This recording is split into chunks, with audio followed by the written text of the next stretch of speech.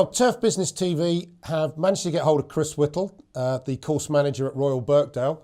Chris, you're in the middle of getting ready for a little thing called the British Open. Must be a bit mad at the moment.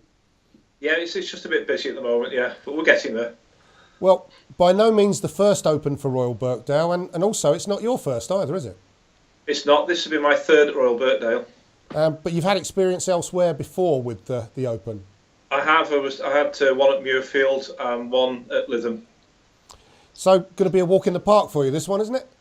I wish. Yeah, no, they all just get bigger and busier. Okay, so over those years, what's changed? I think the whole thing has just grown. Every single Open, all aspects of it, and obviously demands grow with it, I think. So, what way have those demands changed for you over those years? I think the demands are more specific these days. You know, you're given guidelines to work to, which you probably weren't years ago. And they're sort of very clear what they want.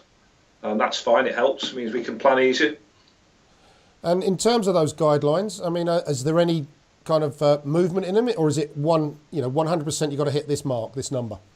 Oh no, it's not a number. It's within a band of numbers. It's a pretty tight band, but we're always aiming to be in that band anyway, not just for the Open. So can you share some of those kind of guidelines with us? Well, they set guidelines for sort of on the greens for smoothness and speed and trueness and firmness, moisture levels. Although they're in the lap of the gods, really. Right. Yeah.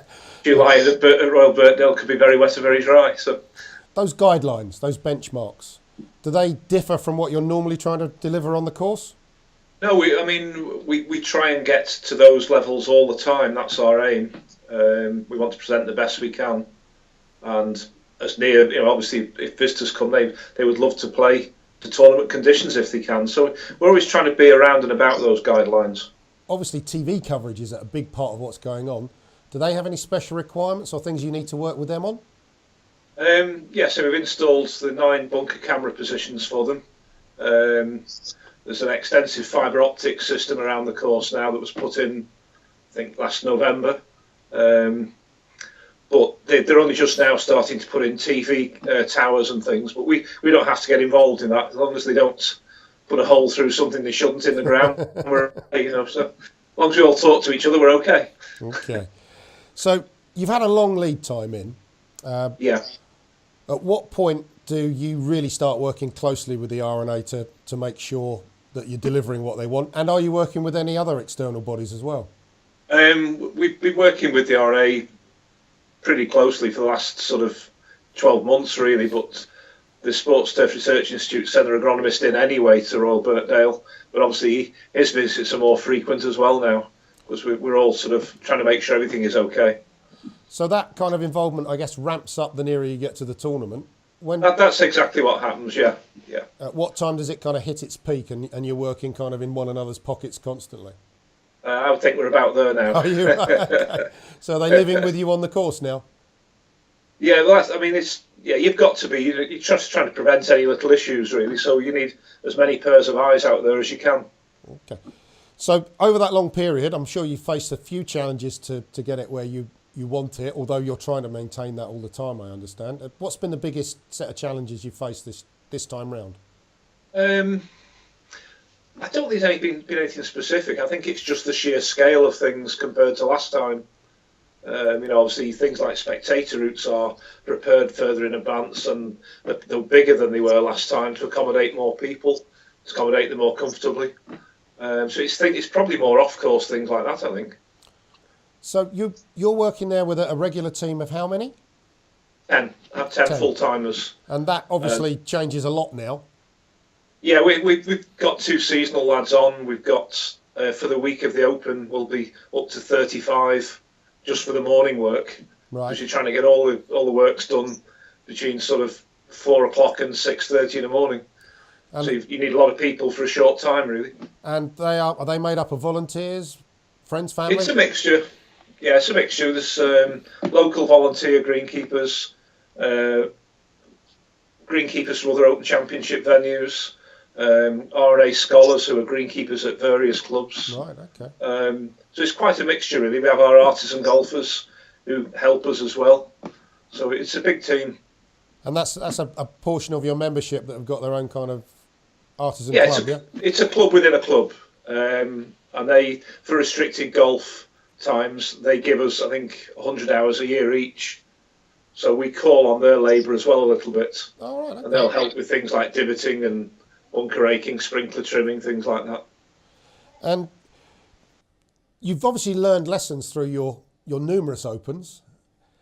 How have you adapted your management of that team? Because that's obviously a big change going from a team of 10 to 35 overnight, basically.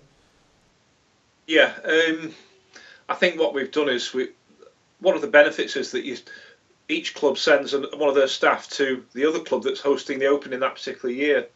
So that member of staff is picking up information at other courses. So we sort of sit down and we plan. We know what we need, know how long we've got to get it done.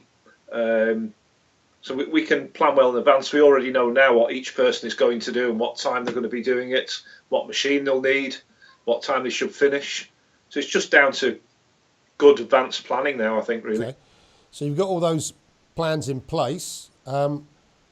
If they all come together, what will count as a success for you? No complaints. That would be a success.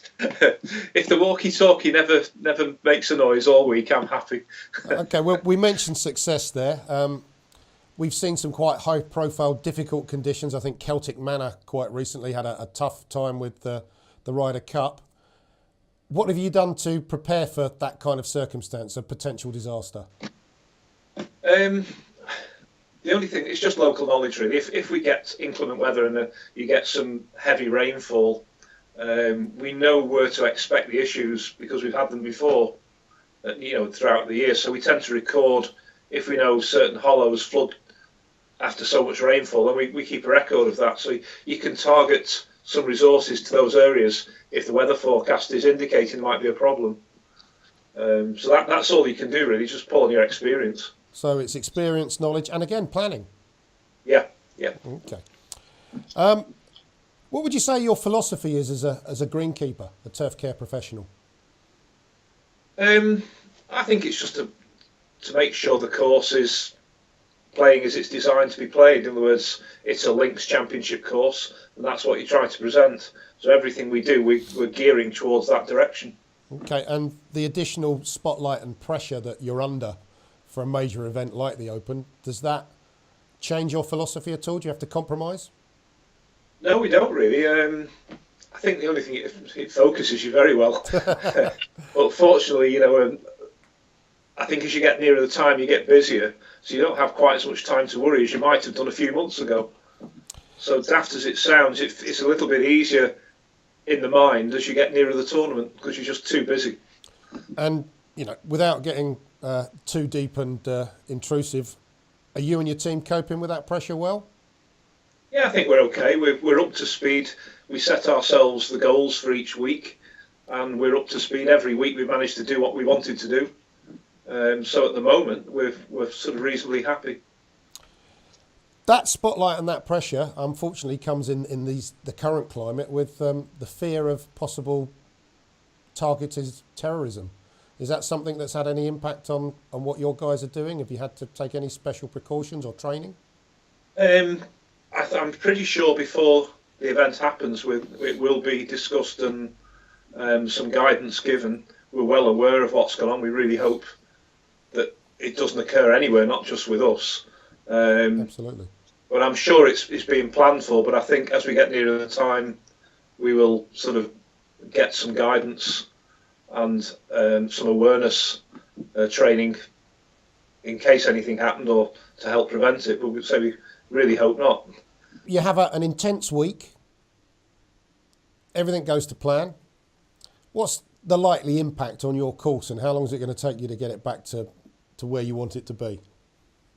It all depends on the weather. When they're sort of in the knockdown phase afterwards, if the weather's wet particularly and you've got a lot of heavy vehicles around the place, then that's pretty serious. It will cause an issue and we're going to have to do overseeding work and aeration work and God knows what else. if it's sort of dry or mixed, then you tend to cope very well with it. I mean, last time we had very little recovery work to do at all. And does that impact on, you know, the playability of the course and what the members are getting for their experience? I think really it's the infrastructure areas that will cause these issues are at the sides of the golf holes. Yeah. So there's nothing directly in play that's going to suffer. It's the areas around the golf holes where there've been grandstands, tents, just passage of heavy vehicles. So as long as they stay on these areas and don't come into the golf course playing areas, then it's not quite as bad. I think you've got a lot of John Deere kit there. Are you exclusive to John Deere, or do you have other kit that you use? No, we've are mainly John Deere. We do have some Toro equipment there and some other items from New Holland and Kubota and things like that. So we're not exclusively green and yellow, but predominantly we are. Okay, and is there a particular reason for that? It's just been down to choice, really, and I think the backup from the dealers has been that good. The machines do what we want them to do on Royal Birkdale, so we always choose on merit and on the dealers as well. Sure. And that's where we are. But so we are mixed. We're not entirely green. And if you picked out one piece of kit that's been either your favourite or your best investment down the years, what would you say? Over the years, without doubt, a Vertidrain. Really? Okay. Yeah, I think it was one of those pieces of kit that changed what you could do to your ground and when you could do it. And I just think it's a great investment, really. So that's been a game changer for you? I think over the years, not particularly now, but yeah. I've used them for a lot of years now, and most people have a Vertidrain or something very similar, and I think they're just marvellous what they can do. You've had, without being rude, a long career. Yeah. A lot of people will have interacted with you. Who's been the biggest influence on your career, or influences on your career? I think I would have to say Jimmy McDonald, who was the head greenkeeper who started me off at Thornby. He then moved to Lytham, and I went to Lytham later on to work for him, and he's definitely been the biggest influence on my career. So how did that manifest itself then? I think he's just guided in the right direction. He was always somebody you could go and ask, am I doing the right thing, and what training you should get. And he was just always there and gave me good advice, and it stood me in good stead, I think. And I assume you've built that into your kind of management style and philosophy? I hope so, yeah, try to. If you sat down a young greenkeeper now, or maybe somebody that's aspiring to become a greenkeeper, what's the best piece of advice you think you could give them? Obviously work hard, but don't be frightened to ask questions. That's the way you're going to learn, I think. Okay, keep developing, keep pushing yourself, yeah? Definitely, okay. Yes. Come the day that, you've decided, that's it, I'm going to, kick back and put my feet up. What would you like your legacy to be? How would you like your impact to have been measured and remembered? I'd like to think that we've strived for continual improvement to all aspects of the golf course. And if people agree with that, then I should be happy, I think. Chris, it's been a really enjoyable interview. It's been very interesting, and really appreciate the time you've taken out at what I'm sure is a highly pressured time for you, and you've probably got much better things to do than sit chatting to us. So we'll let you get back to preparing for the Open. Okay, thank you very much.